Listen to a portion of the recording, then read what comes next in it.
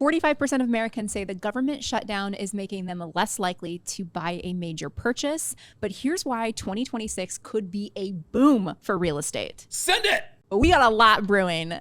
First topic is the 50-year mortgage, which is causing a lot of controversy. 50 years. Now, this actually has some legs beneath it.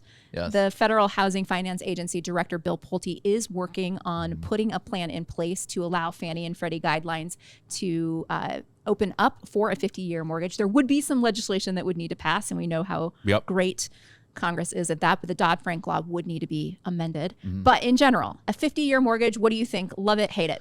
I haven't really digested it completely, but I like it when it comes down. I mean, I like it. My first thought is I like it. And I've been watching some of these videos of these high and mighty people going like, you're gonna,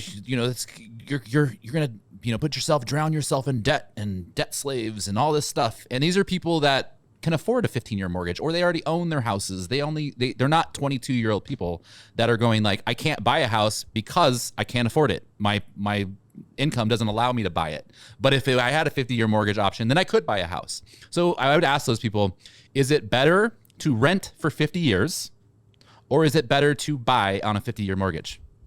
Answer that question. I would say it's better to buy, because 80% of people's wealth when they're older comes from their house. Right. So we're gonna get this new generation that doesn't buy houses and they rent forever. Where's their wealth gonna go, or how are they gonna gain wealth?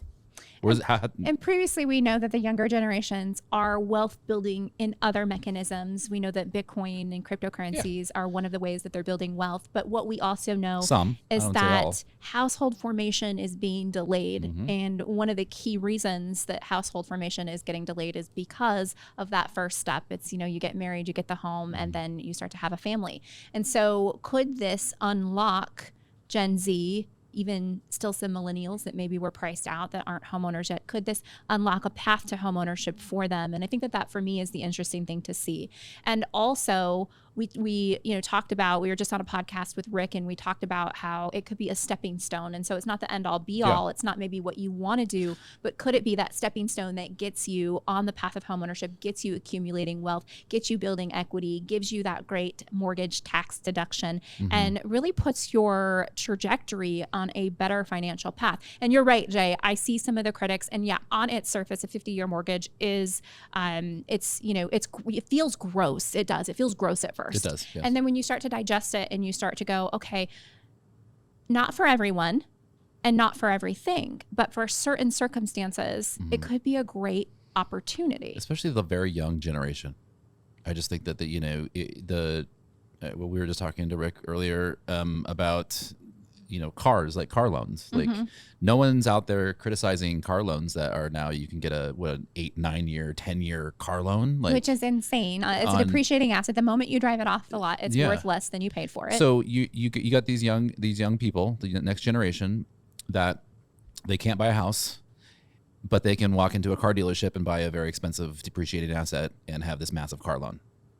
Make it make sense. Make it make sense. Right. It doesn't make sense. Buy something that gets you from point A to point B, and buy an asset or a piece of real estate. If it's a 50-year mortgage, it's still an asset. It's still gonna appreciate in value, not depreciate in value. So, while we don't have the data on how many potential home buyers a 50-year mortgage could create, I'm sure it'll come out soon. But what we know is that could be one thing that could fuel the 2026 real estate market. And another thing. There's 3 things. Let's hit number 2. Yeah. Number 2 is the stimulus checks. This potential $2,000 per person stimulus check. Yes. Now that all, from what I read, it includes children. So if you have a family of 5, you are all of a sudden getting a $10,000 check from Uncle Sam. No, Uncle Sam. Uncle Sam is sending out money. Yeah. There is money in the mail, and it could be coming to a mailbox near you. I don't like this. This is going to make everything more expensive. This is going to cause inflation. Yes. We saw this play out in 2020.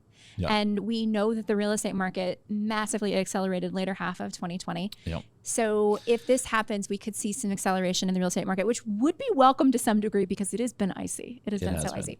So this could be the second reason. These stimulus checks could be reason number 2. 2026 could be a boom for residential real estate. What's the third reason? The third is in May, the administration is going to pick a new Fed governor, which is, Jerome Powell is going to be gone. New Fed governor comes, and the administration wants to drop the rates to 1%. And you better believe it, they're going to, what is the word? Appoint the new Fed governor. Someone with favorable. That will do that. Yeah. I mean, I don't think they're going to, I think they're going to, they get to appoint them.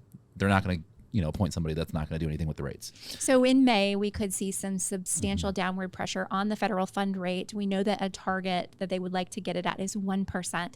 Now, the federal fund rate is not the mortgage interest rate, but it closely correlates. And so what we could potentially see in that scenario would be interest rates perhaps in the 3s. Yeah. It could be insane. And another reason that 2026 could be crazy insane for selling real estate. So my question for you is, why wait?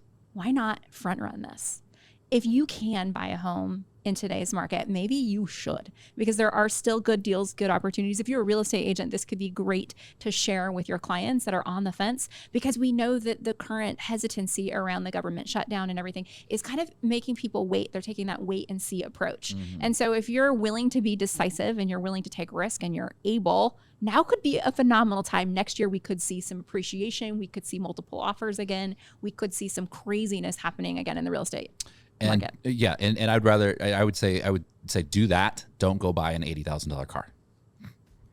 All right, there you have it. What do you think? Drop it in the comments below, and thanks for watching.